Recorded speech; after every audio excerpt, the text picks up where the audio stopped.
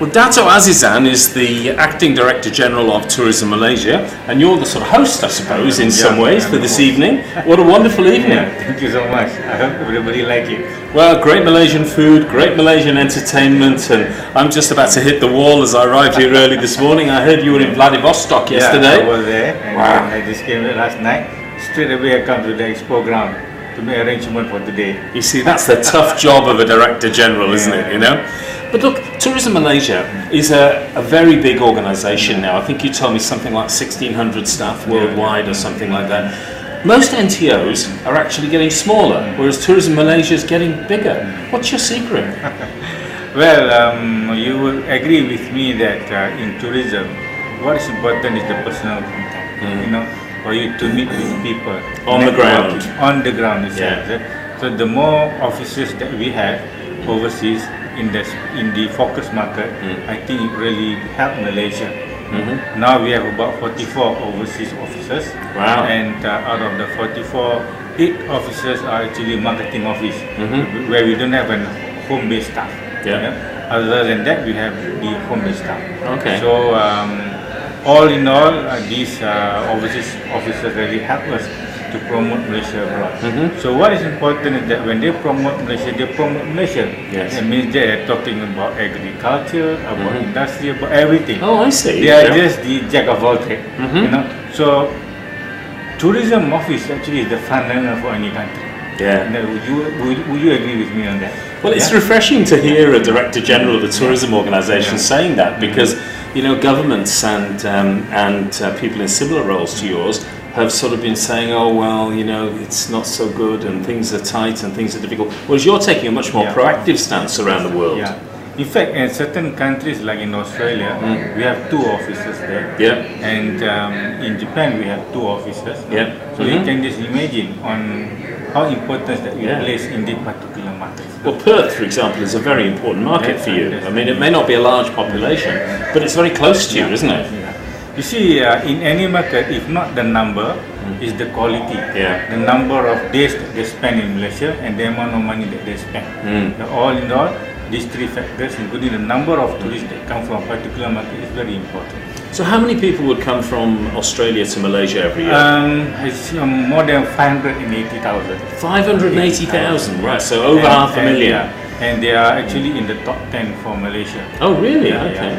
And in fact, for the Australians that come to Malaysia, we not only target for the leisure group, but also for MICE, incentives especially. So we get a lot of incentive groups coming in from Australia. Okay, cool.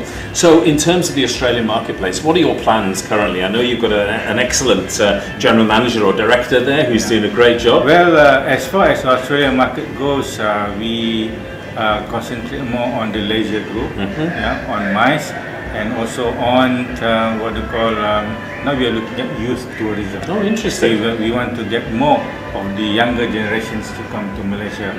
Well, historically, Malaysia and Australia, we really have that bond. So those days, as I was saying, we used to have the Royal Australian Air Force base in Penang. In Penang, where my hometown is. And I always listen to the radio RAAF, they call it, RAAF. So it's really very interesting. So we also have special groups coming in, war vets. They come to Malaysia. They're down memory lane. So from Australia, from New Zealand, even from UK. So these are the new groups that we're looking at to promote Malaysia. And you work very closely, I imagine, with Malaysia Airlines and so on in promoting the destination and the services and the routes as well? Of course, for Tourism Malaysia, we work with Malaysia Airlines and AirAsia, but over and above that, we work with all airlines. All airlines, coming to Malaysia. Presently, we are working with Emirates and Etihad also.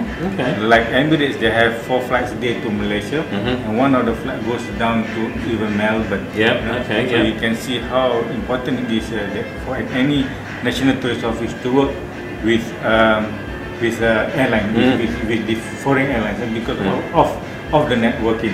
Now we are looking at Vladivostok, the eastern province of Russia. You know, in the past we don't really have that kind of good connection between Russia and Malaysia. Yeah. Now we are looking at special charter flights coming into Malaysia.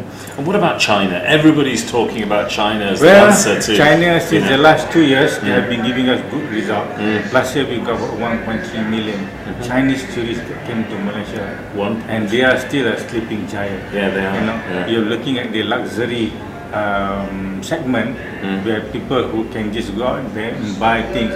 This is a good market that we are looking at. And even we got divers coming from China. Besides that, we have students coming. Yeah. What's your message for the tourism industry and the travel industry in Australia about Malaysia? Well, I would like to invite them to come to Malaysia. Malaysia is, as what you always say, Malaysia truly Asia. We have lots of attractions here in Malaysia. Whether you like to go for extreme sport, adventure, ecotourism, food, gourmet, you know. You've got it all, haven't you? Yeah, in Malaysia. Yeah. I'm amazed. I haven't been in Malaysia since 1999 or maybe 98, and it's changed hugely. Tremendously. Unbelievable. Well, look, thank you for your time, Dato Azizan. Yeah, thank you so much, and thank you for your welcome. And we look forward maybe to seeing you in Australia very soon. Sure. Thank you very much. Okay.